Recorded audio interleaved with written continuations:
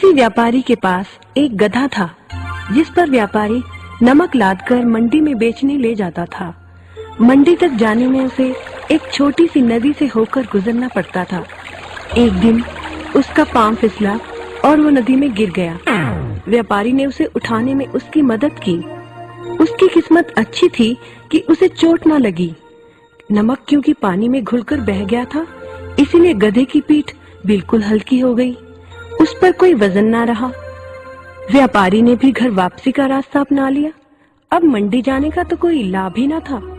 गधे को मजा आ गया।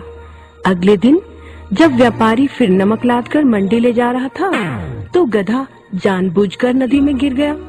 उसकी पीठ का वजन फिर कम हो गया। व्यापारी को उसकी मक्कारी समझ में आ गई। अगले दिन उसने गधे की पीठ पर रुई का एक बहुत बड़ा गट्ठर लादा और उसे मंडी की ओर ले चला। अरे गधा तो गधा ही था ना।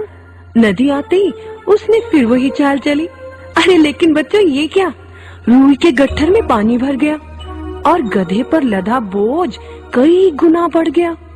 अब तो उससे चलना भी मुश्किल लग रहा था। जब गधा ना चल पाया तो व्यापारी ने डंडे से उसकी खूब पिटाई की। फिर कभी गधे ने पानी में गिरने की कोशिश नहीं की। एक बार एक किसान के हाथ ऐसी मुर्गी लगी जो रोज एक सोने का अंडा देती थी। वो उसे बेचकर खूब धन इकट्ठा करता था और नई नई वस्तुएं अपने परिवार के लिए लेकर आता। धीरे धीरे वह गांव में सबसे अमीर हो गया। नया घर, कई घोड़े, बहुत सारे खेत, गाय भैंसों का अब वह मालिक हो गया था। एक बार उसने सोचा, मुर्गी रोज एक ही अंडा पैदा करती है।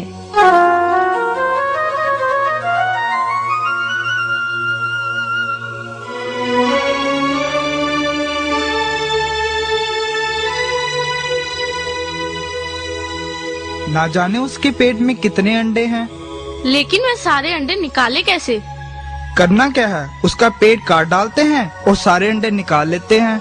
हाँ, यह ठीक रहेगा। दोनों ने मुर्गी को काट डाला।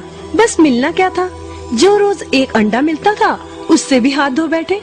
तो बच्चों, इसीलिए कहते हैं लालच बुरी बला है।